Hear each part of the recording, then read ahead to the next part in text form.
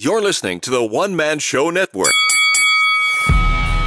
Welcome to the MMA Fight Picks Podcast with your host, Aaron Weinbaum.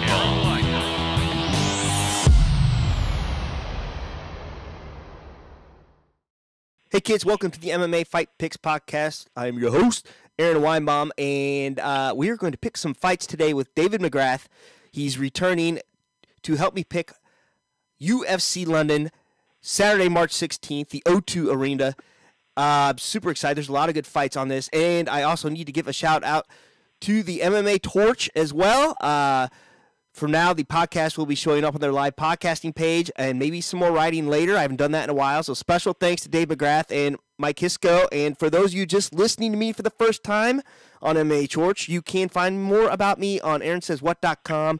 Click the MMA Fight Picks tab and subscribe, or you can just keep listening the way you are. Either way you find me, I'm good. And if you're on Periscope, feel free to help us pick some fights tonight. And if you're on the YouTube, make sure you hit subscribe. Man, that is enough. How are you doing, Dave? I'm great. We still have intermittent patches of ground coming up through the snow. Got a couple 50-degree days in a row, man. Spring's coming.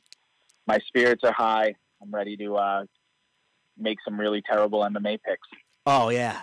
Well, we can talk about that. Yeah, we made some good ones. We made some bad ones. My boys from Mizzou, they were split 1-1, and whoops, I just did the wrong image there. This is what happens when you record live, people. Anyway, those of you in the audio don't know I just messed up my green screen. But UFC London, good fights. What do you say we just dive on into it? Do it. And, you know, as Dave said before, don't place any bets on our picks. We're terrible. By God, we're entertaining as hell, so you listen. And I'm watching out for you Periscopers as well. We got lots of comments last time and lots of views. Thank you for the 1,000 views. That only happens every so often. And it's because we're fantastic and you're fantastic. So first up, lightweight. Mark, okay, you got to help me with the pronunciation here. Mark Diakis versus Joe Duffy. And this is a weird matchup because Mark, I believe, has lost 3 in a row. And then you got Joe Duffy, who I believe has won he's only lost 1 to James Vick, and he won 2 before that. This was a weird matchup. Is there some sort of short notice thing I didn't know, or? I believe it was taken short notice to get Duffy on the card. Duffy is, of course, of Conor McGregor fame when he tapped out McGregor ages ago. It is a short notice fight. Okay. Well, let's take a look here at Mark first. So his 3 losses, way back July 2017, Drakkar Noir close. I'm sorry, Drakkar close. That was a bad joke. Anyone from the 90s remember Drakkar Noir. Loses to Dan Hooker. Cologne. Great cologne. I'd wear it still if I could, but wife hates it. All right, and Nasrat Haqparast. Okay.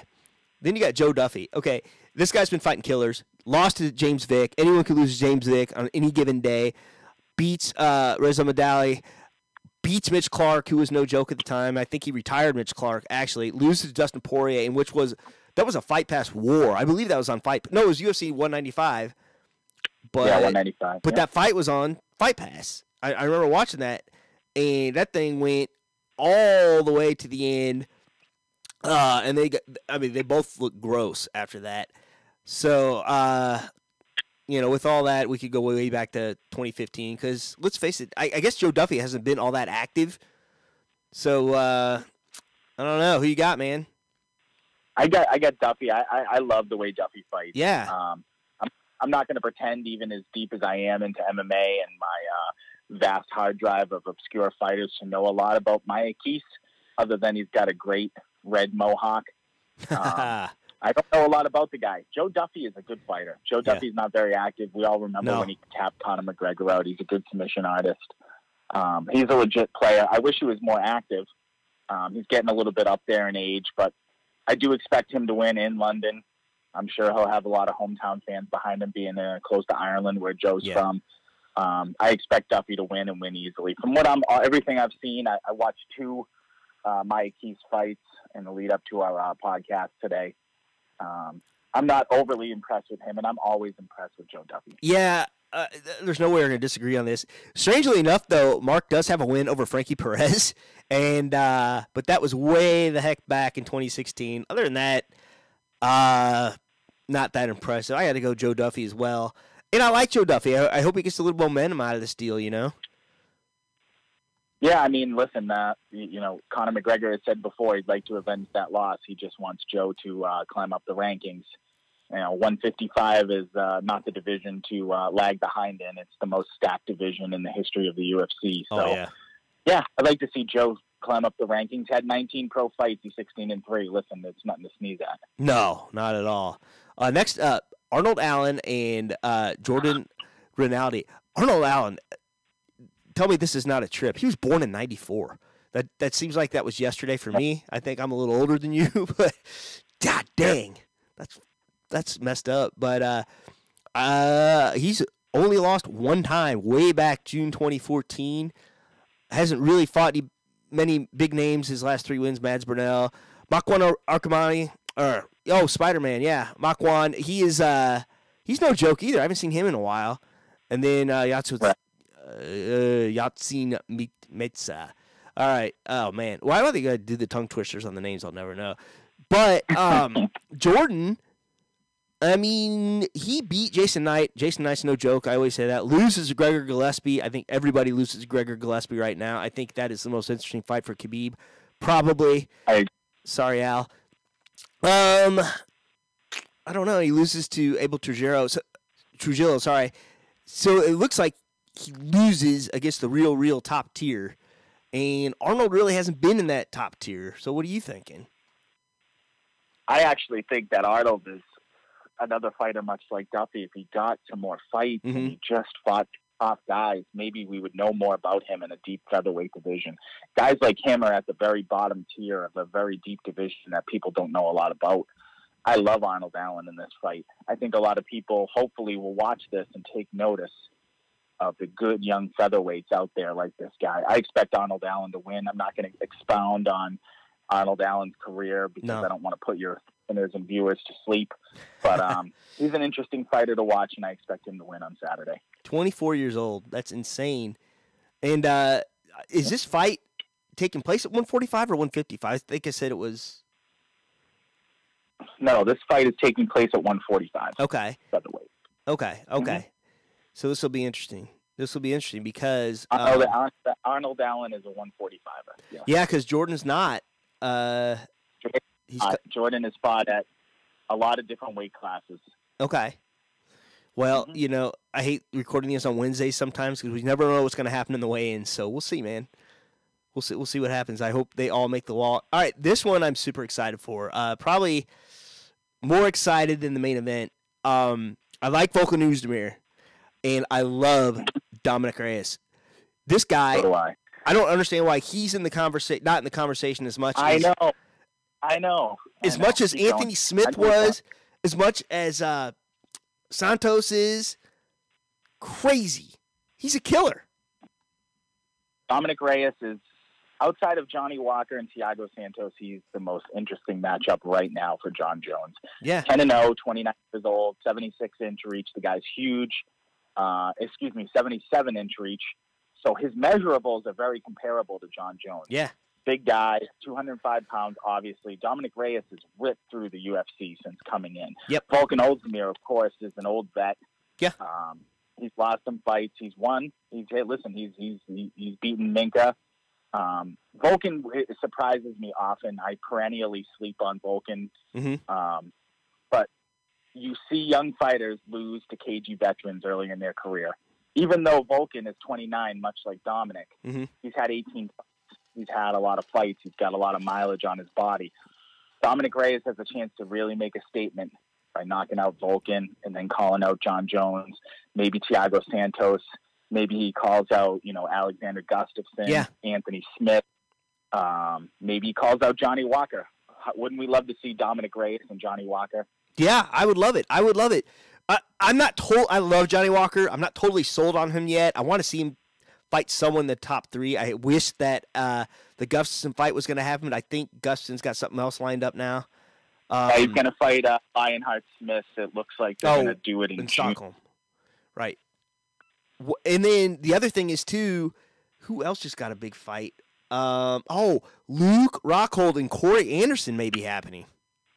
I saw that, and that's a tough fight for Rockhold coming up to 205 and having Corey Anderson welcome him. Yeah. I think I said a couple ago he'd be the perfect guy, but Rockhold better be careful. He didn't have a lot of luck at 185 towards the end, and now he's stepping up to people.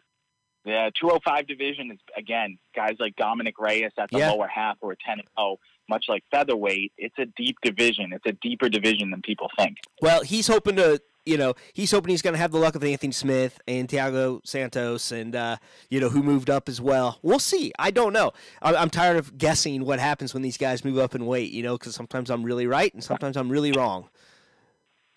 Look how Johnny Hendricks looked. Go ahead. I was going to say, look how Johnny Hendricks looked, against like Tim Bosch. Johnny looked tiny. Yeah. So we'll see. Yeah. Johnny was a big welterweight who obviously, did a lot of drugs and a lot of prohibited drugs and failed drug tests. But you're right. At 170, Johnny was a monster who a lot of people hung an L on George St. Pierre. So, no, great reference. Oh, yeah, absolutely. All right. So I think we're going to have to make a pick here. I like Volkan Oezdemir. I like to watch him fight. He doesn't beat anyone in the top 4 at the 205-pound division ever. And then I think Reyes is a killer. I think we're probably agreeing. Dominic. I love him in this fight. Yeah. I expect him to make a big call-out, and on Monday morning, we're talking about Dominic Reyes and next in line. You know what I really want to see? I want to see an eliminator. I want to see an eliminator between him and Thiago Santos. That would be great. Listen, both of them can claim that they're the next guy in line. Maybe it's time for John Jones to sit back a little bit. He's fought twice in the past 5-6 months. Very uncommon for a champion. Usually doesn't happen. John's been very active. Good for him. Yeah. He needs to make up some time, clearly.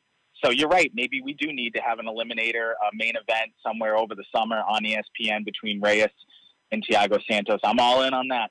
You know what? And Stipe needs a fight. Let's see how John does it at heavyweight against the number 1 guy, because I don't think Cormier wants to fight him at heavyweight anytime soon. I don't think he wants to fight Cormier at heavyweight anytime soon. So, and I take that back. Cormier may want to. Go ahead. What you end up seeing happen is, you're right, Stipe needs to take a fight. He's getting in danger of getting the division passed by him. John Jones and Stipe would be interesting. I think it probably will be more like Stipe and Francis Ngannou again. Yeah. Or maybe Stipe and JDS again. Why would you take a fight against Ngannou unless there was not a title on the line, Why risk that? Yeah. Crazy. It's true. And I actually watched their first fight from about 7 rows away. And I'm telling you, Ngannou was putting shots in his face early in the fight. He was very, very close to finishing the fight. And then Stipe switched up and started wrestling him. And, of course, we know what happened. But Francis is one of the most scary human beings on planet Earth. Francis has the touch of death, basically. Yes. All right, next up. Again, go ahead. Go ahead. It's a puzzle. I mean, where do these guys all fit? I mean, Francis deserves a title shot right now.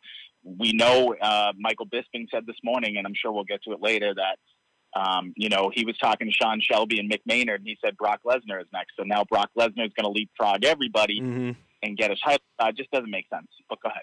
No, I agree with you. I was just going to go on to the next deal, but a lot of crazy stuff going on. And you know what, kids? If you want to hear us talk about the crazy stuff, I'm going to be hopping on over on Dave's podcast here in a little bit, and we'll cover all that. So make sure you go to MMAtorch.com and check that out here in the next day or two. Next up, Leon Edwards against Gunnar Nelson. And let me tell you something, man. I can't unsee his aerobic video or yoga or wherever that is. I just came across on Twitter. Have you seen that?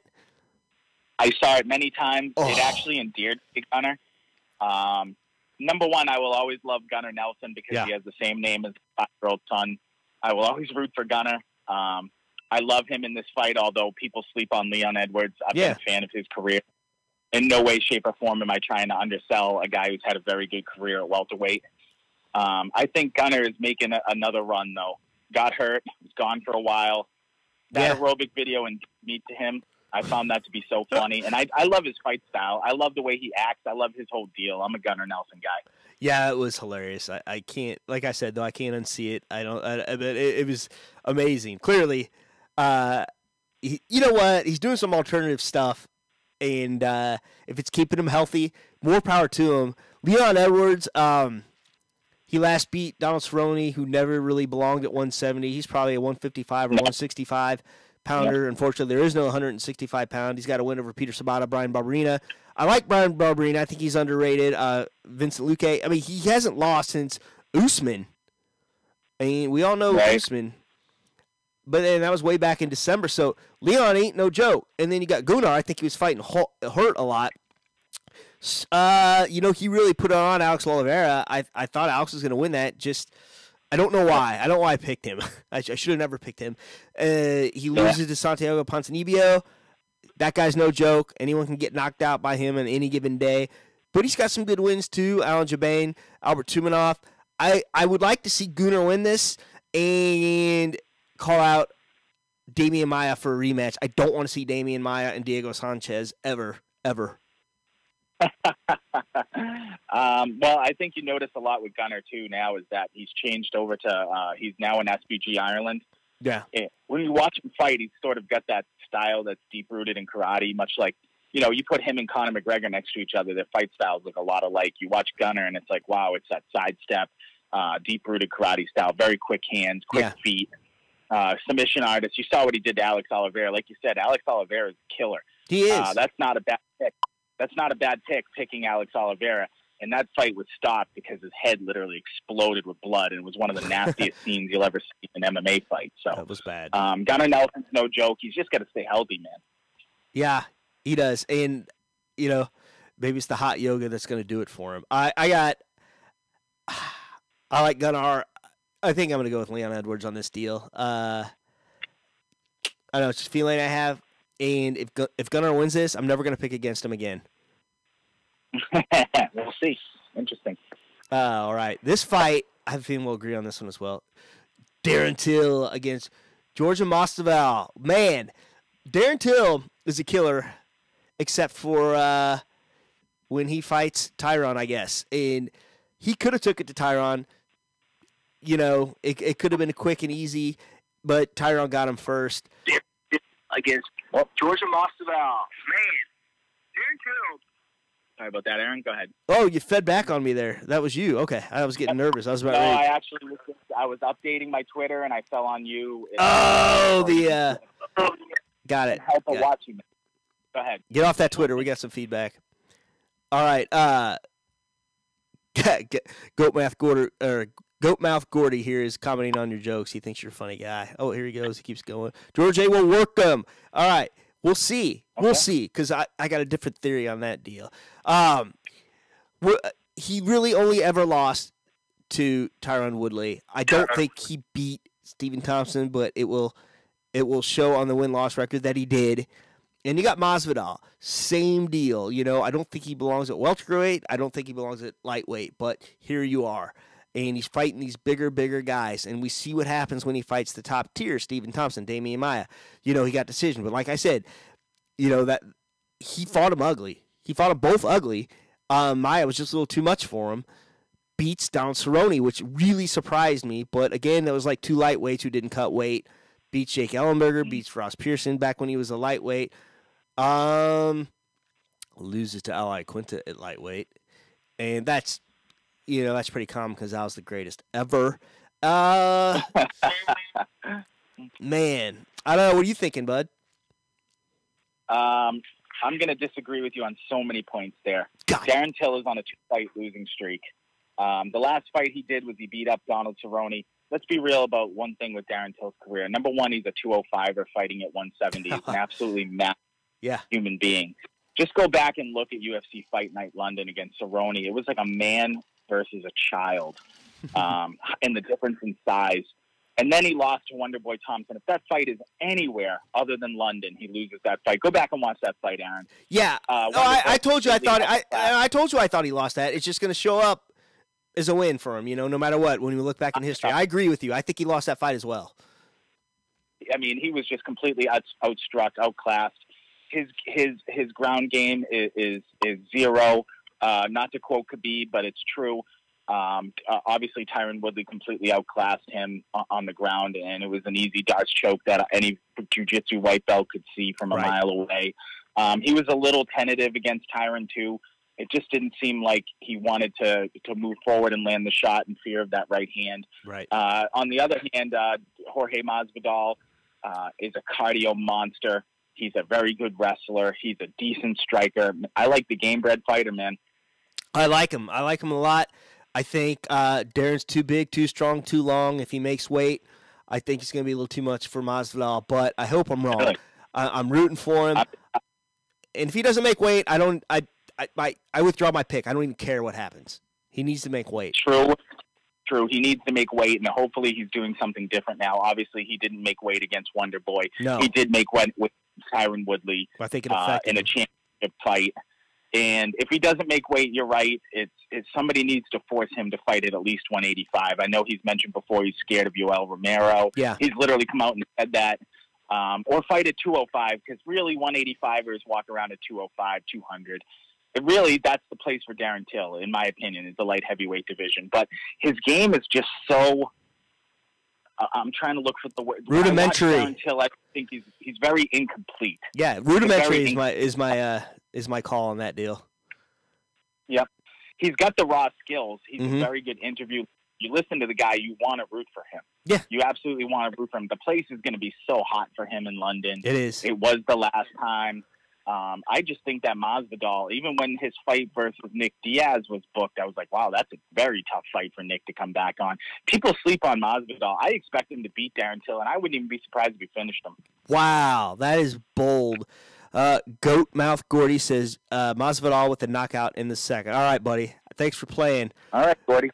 But I'm glad Dave paid you to come on. Anyway, I got to go with Till on this deal. I don't think Masvidal is big enough, but we'll see. There's a lot of scenarios that could happen here. He could make the weight and be totally depleted as well. I mean, there's a lot of things that could happen. So I guess I'm not surprised either way. But Masvidal is underrated. I mean, he's a killer. He's but he's a big 155er and he's a smaller 170 pounder. So that's it. That's all I got. I think we're gonna know. If anybody watched the stare downs, those stupid stare downs that they do that have no point. You could see the difference in size between Masvidal and Darren Till. Yeah. I mean, Till towers over him. Yeah.